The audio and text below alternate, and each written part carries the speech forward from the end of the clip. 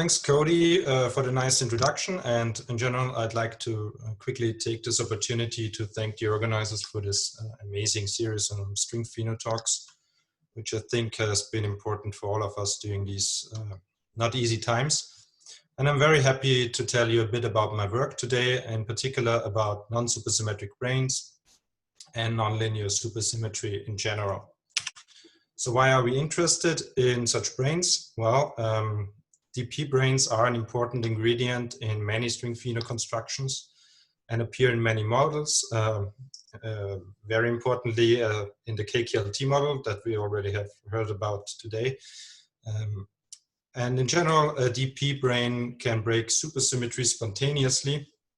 And after that, we will be left with a nonlinear realization of supersymmetry on the world volume fields. And as we will see in this talk, the resulting formulation will be nonlinear, and thus we require what is called a de Sitter supergravity. All of what I will tell you today is contained in a work together with Niccolò Greviori, Magnus Tornoy, Antoine van Brooyen, and Tim Vrase. So I have five parts in my talk. First, I will review a couple of facts about D-branes in flat space. And then I will tell you in general about linear versus nonlinear supersymmetry before we move on to non-supersymmetric branes in 4D n=1 compactifications, or what gets broken to no supersymmetry at all. We will consider explicit examples. One of them, again, will be very quickly, just don't worry, the KKLT scenario, but we will focus on intersecting these 6 branes in a type 2 compactification. And in the end, I will also quickly show you the general result for any DP brane. So let's start in type 2 supergravity in 10-dimensional Minkowski space. The background preserves 32 supercharges, and we can package those into 2 Majorana-Weil spinors, epsilon 1 and 2.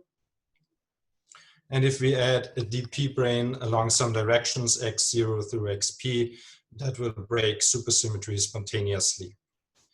The supercharges now get broken into 2 parts. Half of them remain linearly realized, and the other half will be broken. And you can see here the relations for the linear realized supercharges for the DP brane and the anti-DP brane.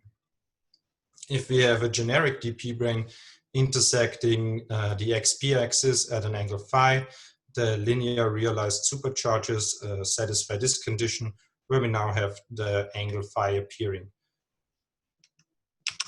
Of course, in Minkowski space, the concept of D-branes, anti-branes, and branes at angles is somewhat artificial because we are free to redefine or rotate our coordinates, and we can basically rotate one situation into the other.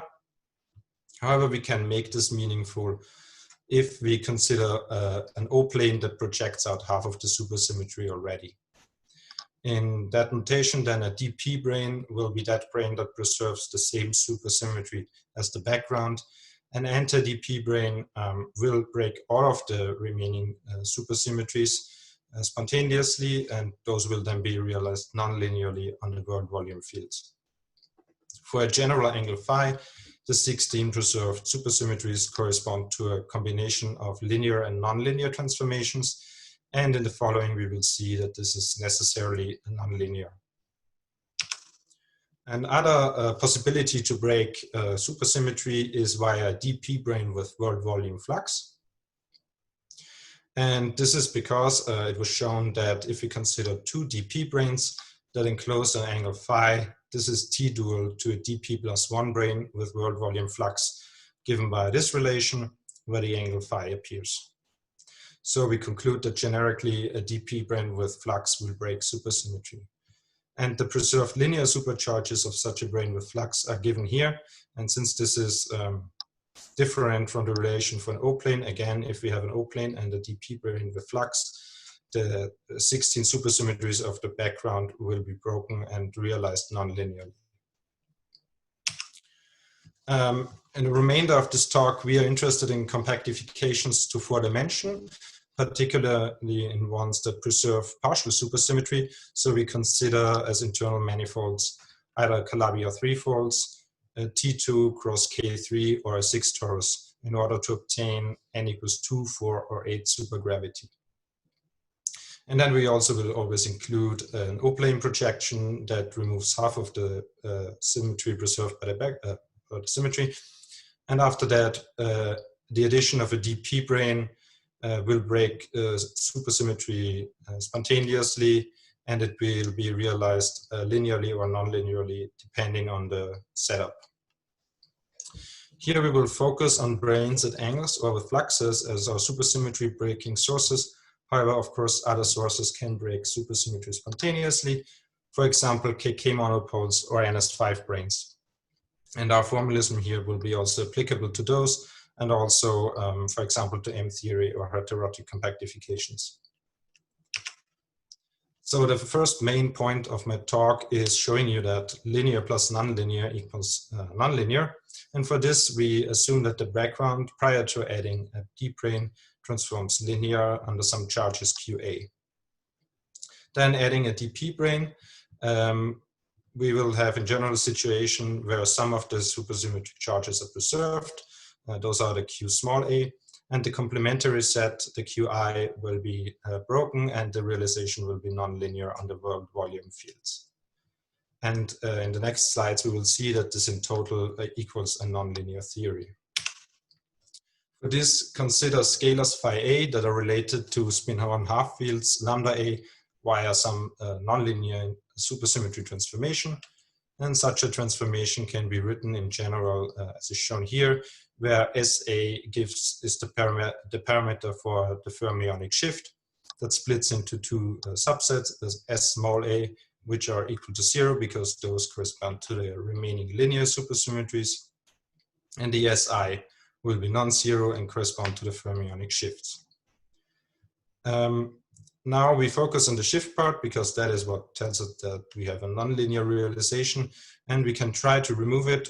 For this, we define a field V from the fermionic degrees of freedom, and on that field with this transformation, we have the shift acting as is shown here. And using this, we can then redefine the rest of the fermionic degrees of freedom to the lambda tilde I, and those will have a vanishing shift transformation, meaning that they transform linearly. Nevertheless, in total, V is part of the fermionic degrees of freedom, and in order for this transformation that removes the shift from the lambda tilde I to be proper, STG S bar needs to be non-vanishing, and thus the field V transforms non-linearly, and all we basically did is rotate the nonlinear behavior into the direction of V. Thus far, we have considered string compactifications with SUSY breaking sources, and we have seen that they cannot be described using linear supergravity, and that a combined action of linear and nonlinear transformations will always include a nonlinear part. And also we noted that the broken supersymmetries are still present as nonlinear transformations on the world volume fields. Such compactifications that arise from this are called de Sitter supergravities.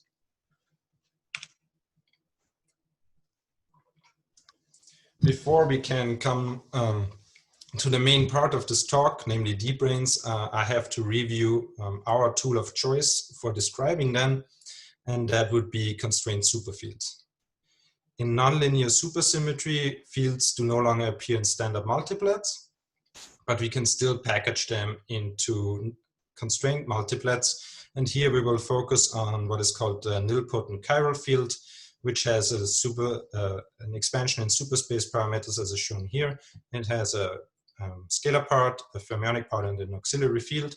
However, the nilpotency condition will relate the scalar to the fermion, and effectively we are left with one fermionic degree of freedom. And this nilpotent chiral field has first been used to linearize the Volkov-Akulov model, and I will review that on the next slide. But first, let me mention that there are many more constrained multiplets that have been successfully used in various models. So the Volkov-Akulov model is the model of a single massless fermion lambda that has this action.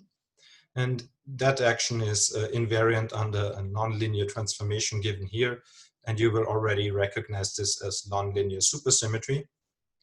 And in general, if we have a theory with spontaneously broken supersymmetry, we expect to get a Goldstino, and all other fields are massive. And then the Volkov-Akulov model is a low energy picture of such a model. And since supersymmetry is realized non-linearly, there's also now a mismatch between bosons and fermions. We can use the nilpotent chiral field S in order to rewrite the Volkov-Akulov model in a way that it looks linear, where the action is now given by SS bar, and you have to remember to perform the superspace integration. And then if you plug in S back into that expression with this relation here, where I've already put the scalar as given by the fermionic parts, you will recover the Volkov-Akulov action. However, you still have to perform a field redefinition because psi and lambda are not related to each other one-to-one.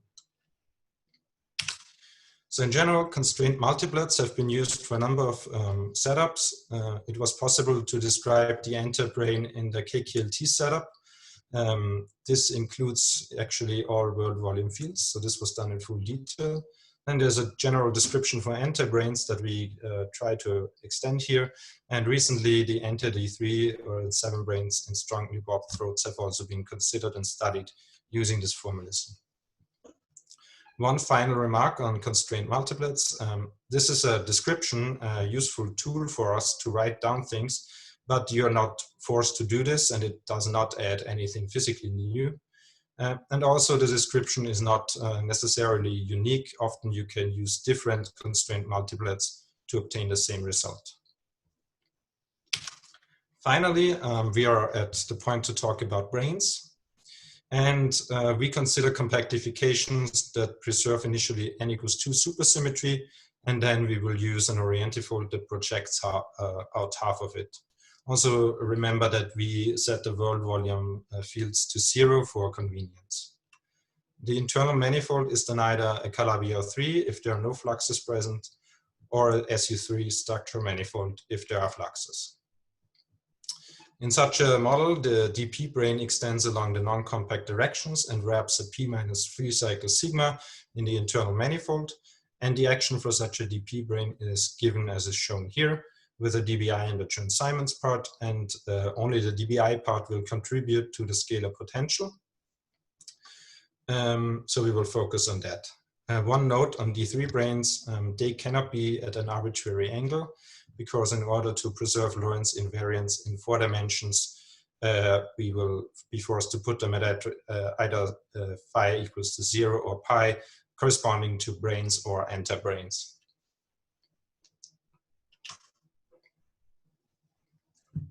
So how do we include the contribution of the brane into our 4-dimensional compactification?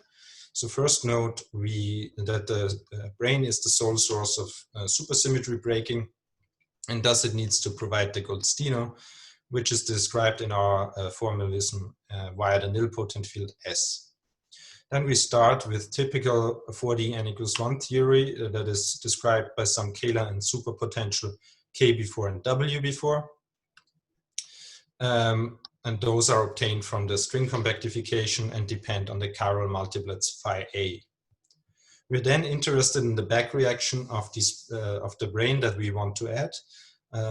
And this can be included via modification of the scalar and superpotential proportional to the nilpotent chiral field S. And in particular interesting is the modification for the scalar potential that is given by adding a term e to the k before SS bar over the scalar potential contribution of the SUSY breaking ingredient. For example, in the KKLT scenario, this would be the scalar potential of the enter D3 brane in the warped throat. The full scalar potential in 4 dimensions is then given by the usual formula, where we just have to remember that in the end we need to set S is equal to 0 because we are only interested in the bosonic part of the scalar potential. some remarks on this. So first, this works also in backgrounds that do not preserve supersymmetry, but we are only focusing on those for the purpose of this talk. Another thing to remember is that we need to check that the scalar potential is a real function of the chiral fields phi A. However, the scalar potential of the SUSY breaking ingredient is a real function of disclosed stringless degrees of freedom that get packaged into the phi A. And finally, generically, also the background fields break some SUSY, and then the Goldstino will be a combination of the fermionic degrees of freedom. This far, this formulation has been used for some setups, and it always returned the correct result in all examples that it was checked in. In particular, again, the KQLT scenario was worked out in full detail, including all world volume fields.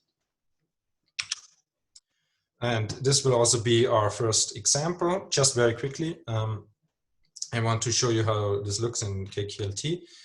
So the scalar potential contribution of the D-brane depends on whether you put it in the bulk or at the bottom of a warped throat, and differs by this exponent here. And then we just use our formalism of modifying k via e to the k before SS bar over the scalar potential, and this returns these two results, depending again whether you're in the bulk or in the warped throat. And if you plug this into the scalar potential, you return the correct result. Our main example, however, will be intersecting D6 branes in type 2A compactifications to 4 dimensions.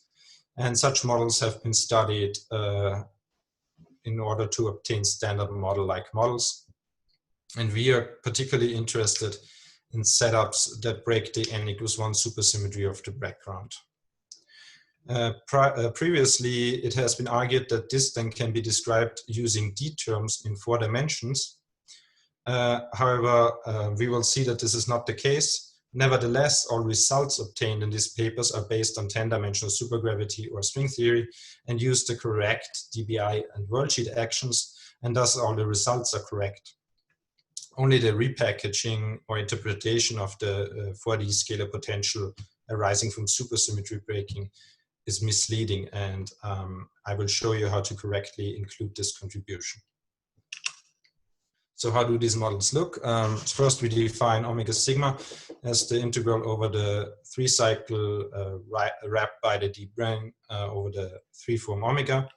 And with this, we can write the DBI contribution to the scalar potential via this formula, and it depends on the real and imaginary part of omega sigma. It turns out that for supersymmetric D6 branes, the imaginary part of omega sigma equals 0, and thus the DBI scalar potential reduces to this formula. And using this, we attempt a decomposition in F and D term, which looks something like this. So the F term includes all the supersymmetric contributions, and the D term basically it's deviation from that.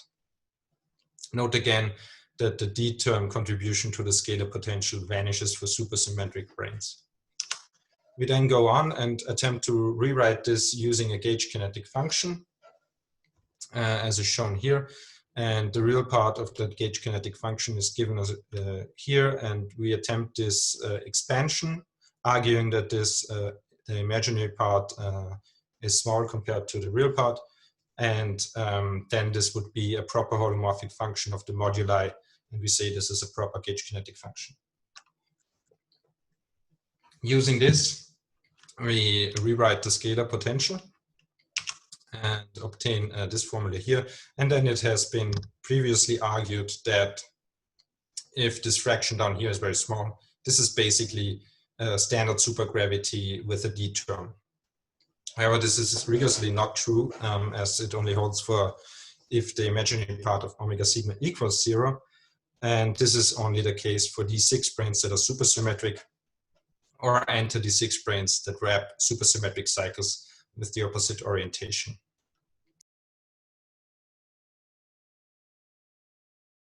Excuse me.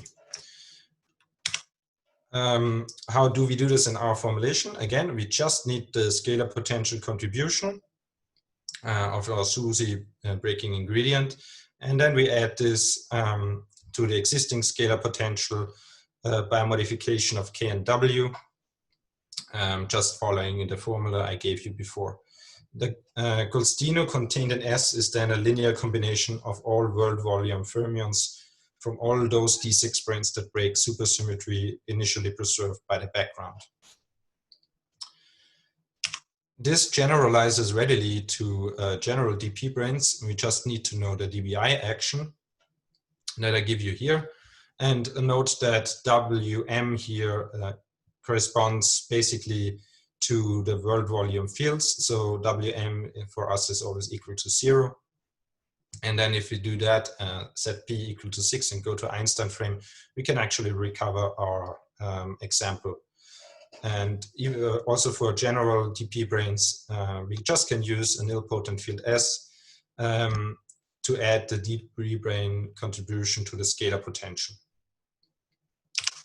And with that, I'm already at the end of what I wanted to say. So we studied type 2 compactifications on either Calabi-3 or SU3 structure manifolds, where SUSY is spontaneously broken by D branes, either at an angle to the O plane or including world volume flux. And we have seen that this cannot be described in 4-dimensional supergravity as a D term. It instead requires nonlinear so-called de Sitter supergravity.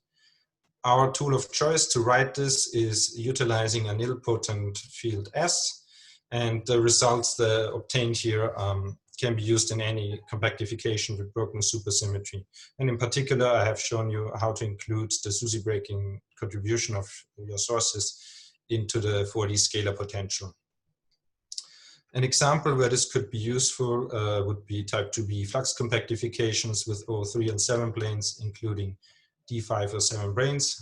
And this should lead to new terms appearing at the tree level of the scalar potential. Possible extensions to this formalism would be including all world volume fields. Once again, this has only been done completely for the anti-brane and the KKLT scenario. And something else we could do is write down the explicit answer for other SUSY breaking sources like M2 or 5 branes or NS5 branes or KK monopoles, which would come in handy for M-theory compactifications or heterotic compactifications. With that, I would like to thank you for your attention. And if there are any questions, please feel free to ask them, and we will attempt at least to discuss them among us.